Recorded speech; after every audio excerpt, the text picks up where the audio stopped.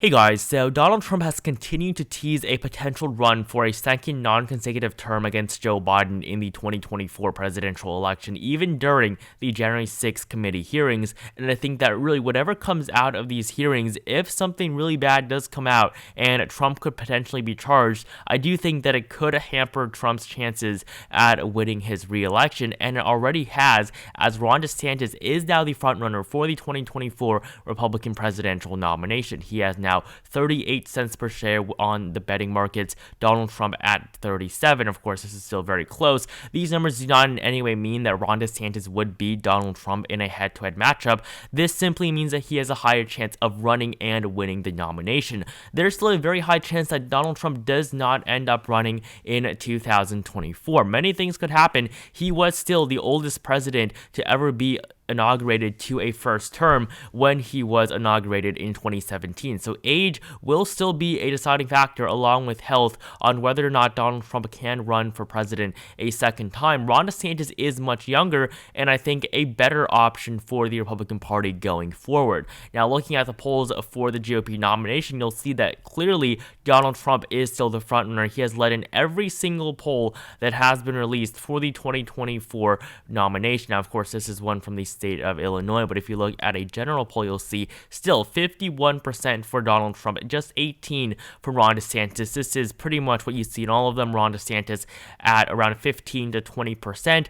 Donald Trump at around a majority. Even in the state of Texas, you see that DeSantis leads over Cruz and Governor Greg Abbott. So this is, of course, a poll without Donald Trump. So in the polls without Donald Trump, Ron DeSantis is doing very, very well. However, against Donald Trump, Ron DeSantis really does not stand too much of a chance. And Ron DeSantis is not going to challenge Donald Trump. If Donald Trump runs for president in 2024, Ron DeSantis is not going to challenge the former president. It simply will be stupid of him to do so. If he does challenge Trump, he is going to lose that support from the Trump base that he has. If Donald Trump does not run, Ron DeSantis is going to be a very viable option for many Trump voters, like Mike Pence is not. However, Ron DeSantis, even if Trump does run in this election cycle, he can still wait until 2028. He will still be the major player in the race without Donald Trump. And looking at the polls between Ron DeSantis and Joe Biden, you'll see that Joe Biden has led in every single poll except for the latest one. However, these polls really are not too reliable. They're very early. Many people still don't even know who Ron DeSantis is, and a huge chunk of the electorate in these polls is undecided. But today, I will be making a prediction for the 2024 presidential election between Joe Biden and Ron DeSantis. So I'm going to start off by filling in the solid states for both candidates. Now, obviously, these races are not going to be competitive at all. These are basically the solid states that Joe Biden won by a solid margin in 2020. I'm not going to give Biden New Jersey and Oregon. I think that those two states are going to see a bit closer of a race. However, with these solid states filled in, I have 159 electoral votes for the incumbent president. I think that Joe Biden still is likely to run for re-election as long as his health is not really an issue, his age obviously as well. I think that the biggest issue is going to be whether or not he is physically able to run for a second term, as the presidency, of course, is a very taxing job,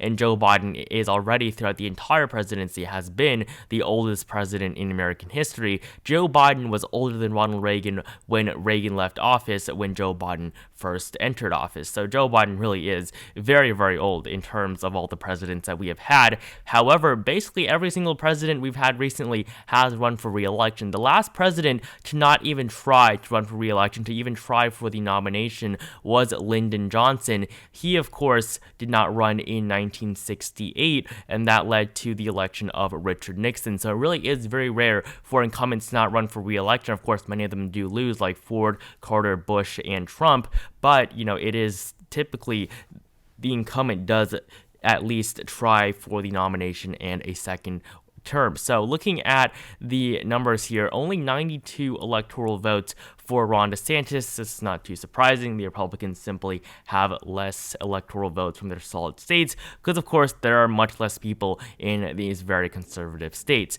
And so before we move any further, make sure to join my Discord server if you have not, the link to which is at the very top of the description below. So I think that in a matchup between Joe Biden and Ron DeSantis, I do think that Ron DeSantis would be a very good candidate for the nomination in 2024, and I do think that Joe Biden, as of this moment in time, is the best nominee that the Democrats could go with. If Joe Biden does run, no major Democrats are going to challenge Joe Biden. That simply is not going to happen. They're not going to challenge their incumbent president. That is not going to increase their chances of winning in 2024 at all. Now, to fill in the likely states on this map, starting off with Joe Biden, I have these states of Oregon, Colorado, New Mexico, Virginia, and New Jersey, as well as the state of Maine. So with these states of Oregon and New Jersey, I expect these margins to be pretty high. I think that they're going to be around the 15% mark. However, I do think they're going to be a little bit lower. So solid states being margins of over 15%, likely being margins of 5 to 15%. 1 to 5 is lean,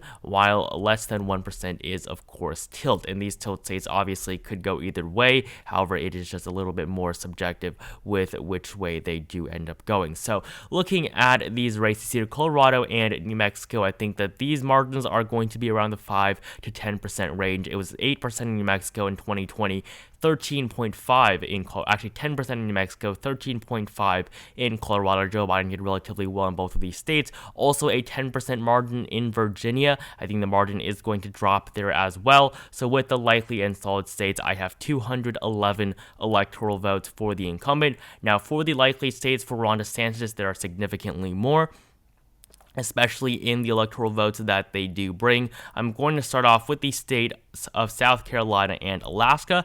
Both of these states I expect around a 10 to 15% margin. I think that it will actually be close to the 15% mark. I don't think these states are going to be solid. Joe Biden hasn't won these states by solid margins in a while, and I think that Ron DeSantis, though, is easily going to carry these states, just not by the most impressive of margins. Indiana, same thing. Trump did win them by solid margins with Pence, the former governor, on the ticket. I think the margin will just be a little bit lower here. Same thing goes with Missouri. I think that it will also be just under 15%. Now, these four states are very expected to be in the likely Republican column. However, I will also include the states of Iowa and Ohio. Donald Trump did very well in both of these states in 2016 and 2020. Even though Joe Biden was expected to do better, Joe Biden did not do any better than Hillary Clinton, really, in the two states of Iowa and Ohio. In 2016, Trump flipped both Iowa and Ohio. These were Obama states in 2012, not even by small margins. In 2008, Iowa voted for Obama by 9.5%, Ohio by 4.6%. 2012, almost the same margin, and in 2016, both of them voted by at least 8% for Donald Trump. So a massive shift to the right in both these states because of Trump. I don't think that Ron DeSantis will do as well as Donald Trump in these two states. Trump did exceptionally well in the entire Rust Belt region. I mean, he flipped Pennsylvania, Michigan, and Wisconsin. I think that Ron DeSantis, though, in these two states will still be able to win it by at least 5%, but just more closer to 5% than what we saw for Donald Trump, near more of the 8 to 9% range. I will also include both the states of Texas and Florida as being likely for the GOP. I have never given Florida as likely to the Republican Party ever in any of these predictions, but as of right now, I do think that Ron DeSantis can top that 5% margin there. I think that it will be very close to 5%. I don't think that it will be anywhere near the double digits, but I do think that Ron DeSantis can defeat Biden pretty significantly in the state of Florida. In 2020, many people did expect Joe Biden to win in Florida. Trump ended up winning by a margin of 3.4%, almost triple the margin that he had over Clinton in 2016. 2020, Donald Trump easily won a majority of votes in Florida, and I think that Ron DeSantis, as the governor of the state, and with Joe Biden's popularity looking like this right now, it's just 39.8%. I do think that it is definitely very possible that Ron DeSantis wins over 5% over Joe Biden. And also in the state of Texas, Trump only won the state barely by 5% in 2020. It was a very, very disappointing margin for the Republican Party. In 2012, Mitt Romney won the state by a solid margin. 2016, it was around 9% for the GOP. 2020, now they're all the way down to 5. I think Ron DeSantis will be somewhere between 5 and 9%. I do think Texas will remain in the Republican column. However, as this state continues to shift to the left, I think that the long course trajectory is obviously going to favor the Democrats. And so with the likely and solid states filled in for both candidates, I have 211 for Joe Biden, 218 for Ron DeSantis, really including Florida there, really did make a significant difference. Now, for the lean states on this map, of course, margins of between 1 and 5%. In these states, one candidate has a clear advantage over the other, although these races really could still go either way. I'm going to start off with the states of Minnesota and New Hampshire for Joe Biden. These are the only two lean states I have for the incumbent. Minnesota and New Hampshire, these states were both likely in 2020. They both voted for Joe Biden by 7%, despite very small and very weak margins for Hillary Clinton in these two states. She barely carried them in 2016. Joe Biden did significantly better in the last election, but I think that in the next one, Joe Biden is going to struggle a little bit more. However, I do think that he will end up on top. I think closer to the 5% range than 1%, but nonetheless, these two states I'm going to classify as being lean for the incumbent. For Ron DeSantis, starting off with the state of North Carolina, this state has been lean for quite a while now. In 2016, voted for Trump by 3.7.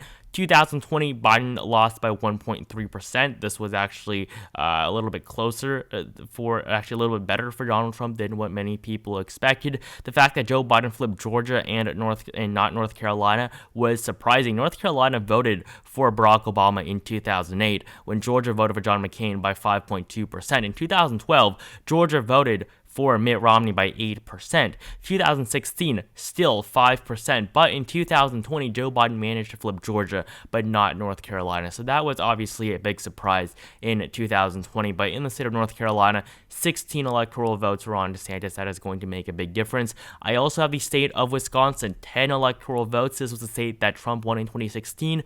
Biden flipped in 2020. This was a major state for Biden to win in the previous election. He only won it, though, by 0.63%. And I mean, again, looking at this graph here, I find it very difficult for anyone to think that Joe Biden is going to hold on to Wisconsin in the next election. In 2016, Trump even won it by a larger margin than Joe Biden did. And I mean, keep in mind, the state of Wisconsin voted for the Democratic Party in every single election since 1988, or since 1984. And this was when Ronald Reagan won every state in the country except Minnesota. So for almost 30 years, Wisconsin voted for the Democrats in every single election. 2016 was, of course, the one exception, but I mean, looking at these numbers here, it really is very surprising to say that Joe Biden has a very good chance, or not surprising, but it's just very unlikely that Joe Biden is going to have a very good time in Wisconsin. I am going to categorize it as lean. I think that Ron DeSantis can do even better than 1% there. I will also include the state of Georgia. Its 16 electoral votes, of course, were won by Joe Biden in 2020. This was the biggest flip, probably with the exception of Arizona. I think both these states were big flips for Joe Biden, although I do think that Georgia was a lot more surprising, but equally as impressive in both these states. They had not gone for the Democrats since the 90s and Bill Clinton, but I will also include Georgia. I think that Ron DeSantis, I mean, with the proximity to Florida, I think it will give DeSantis an advantage, and I think that he will be able to regain the state for the GOP. I also have the 2nd District of Nebraska and Maine for Ron DeSantis as being lean. I think that DeSantis will be able to flip back the 2nd District of Nebraska. This district has been made more conservative after redistricting, and in Maine, I do think that Trump will still do a little better than Ron DeSantis. I think that DeSantis' margin will go down just a little bit. Now, for the 4 tilt states on this map, these states are going to decide who wins, of course, the election, and this is not too surprising. Michigan, Pennsylvania, 2 key states in 2020. They will be again in 2024. Arizona, a big player as well. Nevada, to some extent, although it only has 6 electoral votes. I'm going to tell you right now, I have 2 of these states going for Biden and 2 of them going for Ron DeSantis. Starting off with the first Biden state, I think least surprisingly, the state of Michigan. He won the state by by 2.8% in 2020. I think that Joe Biden has the potential to hold on to the state of Michigan despite his unpopularity. I think the Rust Belt is not really a region that will go for DeSantis too much, although I do think that he will have the capability to flip Wisconsin, but I don't think that it will be anything surprisingly remarkable from Ron DeSantis in the Midwestern United States. I will also now be giving Ron DeSantis the state of Arizona. Of course, this was a major Biden flip in 2020, 11 electoral votes. I will give it back to the GOP. I think that Ron DeSantis can flip the state. Joe Biden only won Arizona by 0.3%. You cannot tell me that with a popularity like this, starting off, I mean, when he was elected, he had almost 55%. Now he's at 39.8%. So you cannot tell me that Ron DeSantis is not going to flip Arizona, at least at this point in time, with all the data that we've seen over the last couple of months. This does, of course, put Ron DeSantis over 270 electoral votes. So I do think that right now Ron DeSantis would defeat Joe Biden. Of course, this can change. The election is still in over 2 years, but I think that as of right now, going into the election season that we're going to see for 2024, the election cycle really is going to start after the midterms in the summer of 2023. That's when we're going to see our first debates, maybe even on both sides if Joe Biden doesn't run for re-election, but that is when the 2024 election cycle is really going to begin. So we're not that far off from candidates declaring after these midterms. Joe Biden is going to have to make a decision very soon, because if he does not run for re-election, he does have to announce it, so Democrats will even have time to choose a new candidate to be his successor. I will also be giving, of course, Pennsylvania now to Ron DeSantis. I do think that with Biden's relatively weak margin here in 2020, I do think that it will also be a little bit easier for Ron DeSantis to win here as well. 19 electoral votes I will give to the GOP. However, I do think that Joe Biden will be able to hold on to Nevada very, very slightly. This state did vote for Biden and Clinton by the same margin of 2.4%. I think that the margin will obviously go down from there, but I think that Joe Biden still does hold a very small edge in Nevada, despite the state of Nevada slipping more and more away from the Democrats. So this will give Joe Biden 246 electoral votes, 292 for Ron DeSantis. Of course, this is smaller than the margins we've seen in every single presidential election since 2004, but I think that right now Ron DeSantis has a slight edge over Joe Biden going into the election. I think that obviously a lot can change, and I'm not saying that this is really what's going to happen. Obviously, a lot of things are going to happen before 2024, but right now in this hypothetical matchup, I think Ron DeSantis is favored. I mean, just looking at the approval numbers again for Joe Biden, at this point in time, he is less popular than Donald Trump was at this point in the Trump presidency by a pretty significant margin, actually, over 2.4%. Donald Trump had a 2.4% edge over Joe Biden in his approval rating on day now 514 of his administration. So with Joe Biden's presidency not even halfway through, I think that as of right now, Joe Biden is not in a good position for his re-election. But I do think that against other major Republicans on this list here, I do think that Donald Trump has a very good chance to get, or that Joe Biden has a very good chance against most of these individuals. I think really it's Ron DeSantis and Donald Trump that are the two candidates that can do the most damage. If you look at Biden compared to Obama, who did, of course, see his approval rating go up leading up to the election, that's what we've seen for a lot of candidates here in their first 4 years. You will see that going into election day, their approval does go up. That's what you see in basically all of these polls here. Barack Obama's numbers, of course, did go up, and then if you look at the 8-year graph, it went down after he was reelected. I think the same thing will probably happen for Joe Biden if he runs for reelection, but I don't think that he will be able to get over 50% anytime soon. So thank you guys so much for watching this video. Make sure you like it down below if you enjoyed it. Comment down below how you would rate this prediction, how you think Ron DeSantis would do against the incumbent president. Make sure to join my Discord server if you have not, the link to which is at the very top of the description below. Subscribe to my channel if you have not, and I'll see you guys in the next video.